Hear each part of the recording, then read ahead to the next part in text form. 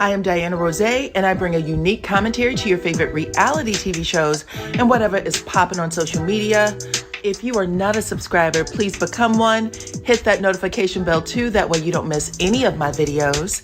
I go by DYANAROZAY on all platforms, and I appreciate every single one of y'all for rocking with me.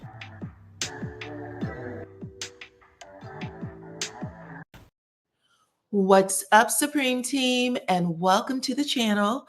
You guys, we are talking about a court decision made for Maurice Scott, breaking news.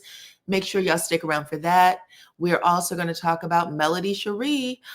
She has been taking a little bit of a, social media break. She did make some posts, I think, on her birthday, but she hasn't come out and talked to the people. Well, today she came out, talked to the people, and she had something very interesting to say about the OWN network. I didn't even know that this was the case, but I'm going to share that with y'all. What else are we talking about? Marquez is fed up with Trisha Child. He is telling all kinds of secrets. So we're going to talk about him.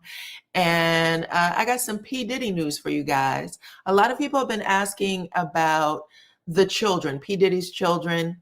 If y'all didn't know, Al B. Shore is getting cooked by his son, Quincy, the son that he shared with the late Kim Porter. Quincy does not claim his daddy, and he is letting Al B. Shore know it. Hell, he's letting the public know it. Anyway, we're going to talk about all of it. But before we get started, y'all know what to do. Hit my like button right now. Share the video too, because that's how others find me here on YouTube. And yeah, let me get y'all to this story. Let's start with P. Diddy first, child. This is coming by way of TMZ. Well, the picture's coming by way of TMZ, but I have some other stuff to talk about too, okay? It says feds say that Diddy's 55th birthday celebration was a ruse to influence the jury. Now, this is big. And the reason why it's big is because basically federal prosecutors are accusing his children of doing some dirty tricks to influence jurors. I'm like baffled because you guys know Diddy has been the talk of all social media platforms all over the world since, Cassie back in November of 2023. And he's still the talk. Ray J, Suge Knight, everybody talking about this man. So it was crazy how the feds are saying this. So check this out. It says Sean Diddy Combs is facing new allegations from federal prosecutors claiming that he attempted to influence potential jurors and interfere with witnesses while in custody. What did he do, right? Well, according to the court filings, prosecutors allege that Combs orchestrated social media campaigns, including a birthday tribute video posted by his children and aimed at swaying public opinion and potentially biasing jurors. Now, let me just say, I'm not a Diddy fan with everything that's come out. I do believe that a lot of this stuff is true, okay? But how did he do this through video of his kids saying happy birthday, and they're not putting the brakes on any other social media platform that discuss him 24 hours a day? I don't know. Talk to me in the comments if you guys think you know what this mess is. It goes on to say that he reportedly monitored the engagement metrics of these posts from jail. So he wanted to see, I guess this is what they're saying, he wanted to see how many people had an opportunity to watch the video or, I guess see things that his kids may be posting. I'm still unclear how that was considered tampering. In addition to public campaigns, Combs is accused of violating prison rules by using unauthorized communication methods like cell phones to contact witnesses and victims, allegedly attempting to intimidate them or alter their testimony. Federal authorities argue that these actions demonstrate ongoing obstruction of justice, reinforcing their position against granting him any bail. Combs has denied all charges and maintains his innocence as he prepares for trial. His legal team continues to request bail, with most recent proposal including strict conditions like house arrest. And of course, y'all know they offered a $50 million bond. However, prosecutors said this is a no bueno. It's a no-go. Okay. We know that if we let you out of jail, that you are a flight risk. They're basically saying he is sneaky and can't be trusted. Okay. He's sneaky and he can't be trusted. But I do want to know why they thought him looking at the metrics, meaning that we all get metrics as content creators. We get it for YouTube, we get it for IG, where whatever your platform is, if you are using it for the public, where you can see how many people watch your videos. You can see, it gives you information about the ages of the people, what age group are they in. Sometimes it'll give you history on or information about education levels, maybe sometimes income levels. You can find it. They'll tell you if you're a viewer of mine, who else you might watch, right? So you get to know a lot of that information. I'm still unsure how that applies to Diddy looking at it. I would think that it would be interesting to his lawyers. I would think lawyers would do this all the time. But child, I'll keep you posted, okay? Well, let's talk about this next story. Let's talk about a very popular attorney out of Texas by the name of Tony Buzbee, okay? He is very high profile from what I'm understanding. He's also, he's considered an ambulance chaser by some, but he is a very wealthy one, okay? But he also looked like he's probably a prick.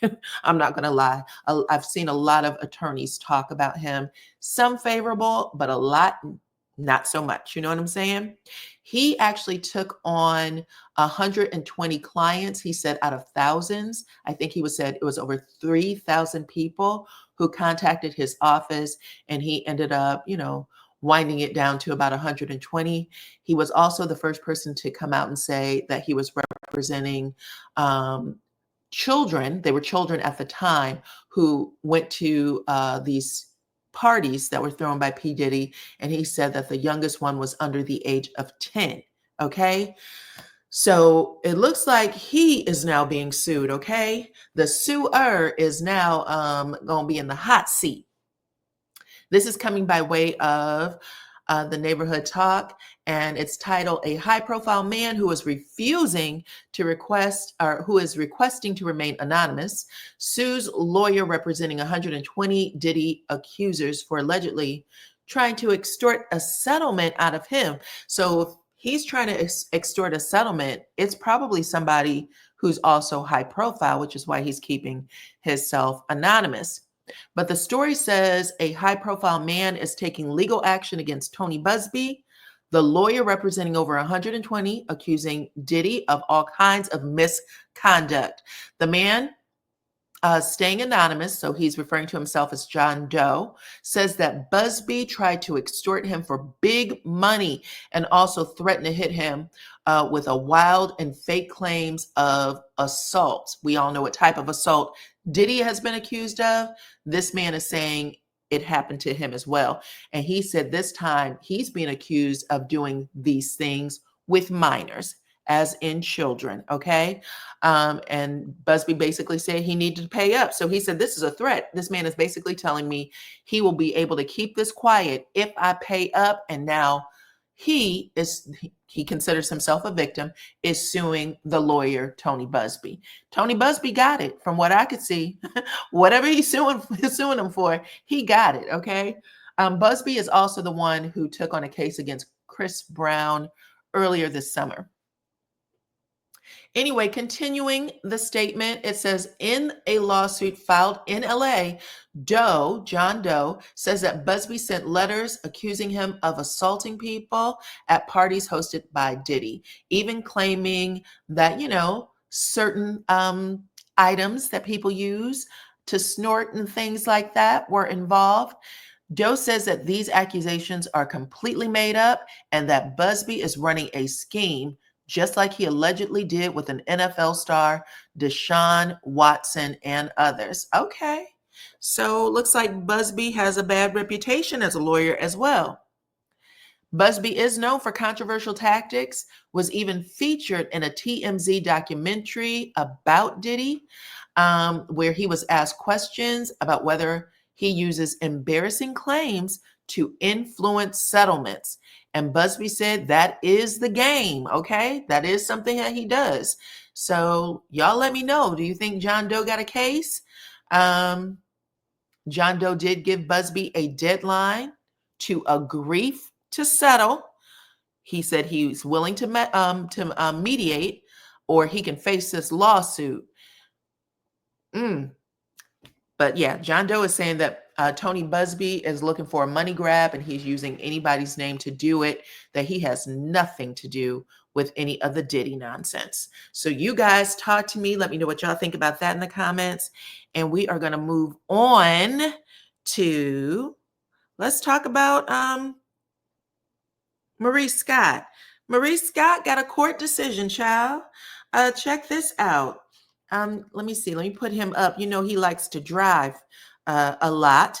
And recently, around Memorial Day, I think that was May 31st, he was accused of drinking and driving, not just driving, but drinking and driving.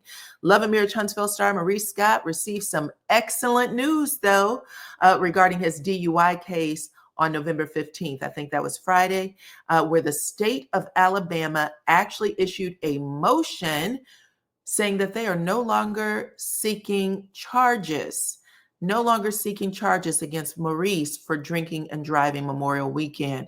That was also a big party. I believe there was a big party happening over there at Black, right? Who else got picked up that night? Or at least a day before or after? I think it was Chris Fletcher's son, Lance. Lance also got picked up, or the other brother, CJ. Y'all talk to me in the comments if y'all remember which one was it, okay? But Maurice was arrested in Huntsville Memorial Day weekend on a misdemeanor for driving under the influence, and was charged and released on a $5,000 bond. On June 10th, this is how he beat the case. On June 10th, Maurice's attorney motioned to dismiss the case, saying basically that they didn't have enough evidence to charge him with anything. They also said that there was an instrument used in this charge that violated Maurice's due process of law. The state filed, I think it's called a nolle prosse motion, and will waive his bail, bond free, and all court costs. So everything has been waived. He is walking away scot-free. This case is currently being chronicled on the show. It will actually air this coming Saturday, where Kimmy's going to sit down with Maurice, talk about the charges. I think we overhear a conversation had by Maurice's brother, where he said he is surrounded by criminals, and everybody else is calling Maurice a stone cold drunk, saying the man drinks a lot. Okay, so this is all stuff that will be said on the show. That's what I'm repeating. And in the meantime, Maurice has been let go. He is free in this drinking and driving case. So talk to me. Let me know what y'all think, please. And thank you. And we are going to move on to the next.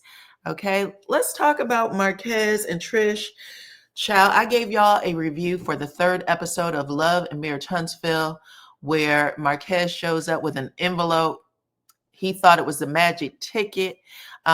This man did ask for his family back. He said that he wanted to know if there was any way him and Trish could work it out, okay? He didn't say it on the episode. It was cut, but it was a part of the mid-season trailer. Well, Marquez decided to give us a little behind the scenes tea, child, letting us know what actually went down in that scene. He made a post to his IG stories where he said, when trying to take accountability and articulate the truth, let's be clear. This was the first time all 3 of us had ever sat down and spoke about our issues. And this was in front of 12 people and 6 cameramen, by the way. Okay, so he's basically giving that behind the scenes tea. Y'all know people like to think that these people are filming and it's like real close quarters and anybody can get to anybody, and that's not the case. When something goes down on these sets, they run in, okay? or they get, people in the scene to do what they need to do to keep it as genuine as possible. But he said, after 12 people and 6 camera crew, by the way, you cannot take a real 2-hour conversation and condense it to a 5-minute conversation. Well, actually, it was probably condensed to more of a 12 to 15-minute conversation. I think, Marquez, you guys had one of the longest scenes in that particular episode. But he said, and expect to get the bigger picture. Okay, cool. He went on to say that this is not a storyline. This is my real life that happens to be playing out on national TV. Well, you did agree, friend. We were friends before this. Now we can no longer be friends. I am no longer going along with the storyline that you wanted. Now I am standing on business, and I'll see you in court. Oh, and big dude better count his days, because I got God with me and a lawyer on deck. Okay, so a lot of people have been asking this question: what went down when they were supposedly friends?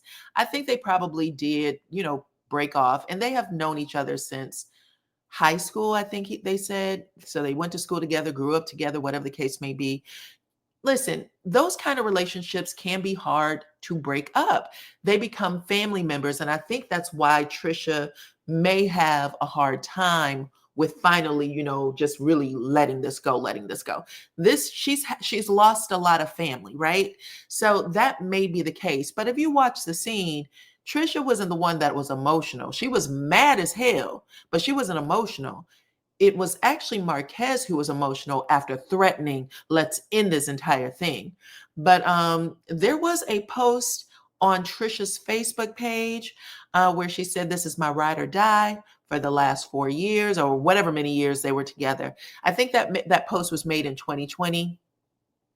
And then it sounds like other things happen. And I told y'all already that in 2020, she came out and said that she had lost her mother, her father, and a sister in the pandemic. So that's a lot. That is a lot, period. But right now, Marquez has her in court. He does not want Ken at the house. He wants, I guess, custody of their daughter. He wants 50% custody of the daughter. And he literally wants to have her 2.5 weeks out of the month. And then Trish can have her the other 2.5 weeks. We'll see how that plays out in court, child. He has been an absentee father. He admits to that. Asking the judge to have that kind of leniency when he's been pretty cool with it for a long time is going to be different. So he's bringing us into his life. He's bringing us into the private part of his life that is not being played out on TV. This is stuff that you're bringing to social media. So we'll see how it works out. He finishes his post by saying, my pain will be my greatest triumph. So yes, I know there's a lot of Marquez fans. I'm not one of them. I'm not one of them, but y'all talk to me in the comments. Let me know what y'all think about Marquez and this impassioned speech that he gave, this passionate speech about how he wants his kids and see you in court, big man. Child, I don't know. Why would Kim be in court? This is going to be interesting. Anyway, let's move on to the next. Let's talk about Melody Sheree. First, I'm going to post this picture of Carlos King, though. Y'all remember I talked to y'all about Carlos King and told y'all that he was actually recognized by the NAACP. Love and Marriage Huntsville was recognized by the NAACP, and he had brought the Scotts 1 and 2 along, okay, to celebrate the moment. Well, and I also told y'all that I thought OWN had something to do with it, because OWN's, the marquee OWN was all over the place, all the promotional items, napkins, the drinks, all of that stuff said OWN. So he actually even thanked OWN. He said, I want to thank OWN for setting this up and making me, getting me this recognition. It was well-deserved, right? Long overdue, something to that nature. Well, child, OWN has their hand on Melody Sheree too. Melody Sheree, I guess, is doing she will be hosting, I guess, being a host or giving away a reward on the reality TV show Awards. And OWN Network, this is coming from Melody herself, played a part in her being on that stage, along with Latrice from Bell Collective. Melody and Latrice together will be presenting an award to another reality TV star. Mel said, I never did this in my life, never been a part of it. But OWN Network, I guess, called it in and said, this is where you will be. And she said, I will be there. Do you want to do it? And she accepted. She said that she was in Cancun getting her life for her birthday. And then she had to call OWN and have them change her flight. Have them change her flight so that she could make it to go to LA and be a part of the reality TV award festivities, child. So I thought that was a big deal. For me, it was a big deal. I thought that was interesting, T. I know everybody is trying to see or gauge her relationship with the network. Where is she? Are things going well? Are things going poorly? They are asking her to represent them, and she is accepting. So it looks like things appear to be cool with that. But yeah, I don't know. Y'all talk to me. Talk to me in the comments. Let me know what y'all think about all the tea that I dished out today. Okay. What do you think about Maurice and this lawsuit being kicked out? What do you also think about Trish and Marquez and what he had to say, child? Do you think he will be back next season? I know he said this isn't a storyline, but I also feel like he will, if they offer him another opportunity to return to the show, I think he'd take it. Okay, I think he'd take it. I think that he does like to be in front of the TV or in front of the cameras. And I think that he likes telling people about it. Like, hey, don't forget to watch me on my show, because I've heard him refer to it as my show before. I think that he tells people to watch him on his show. Okay. Also, tell me what you think about Melody representing OWN and dishing out a reality TV award. I also think that she is a nominee for one of the awards as well. But that's it, you guys. Talk to me. Let me know what y'all think about everything. Don't forget to hit the like button, share the video, please, and thank you. I appreciate every single one of y'all for rocking with me, and I will see you on the next one. Bye-bye.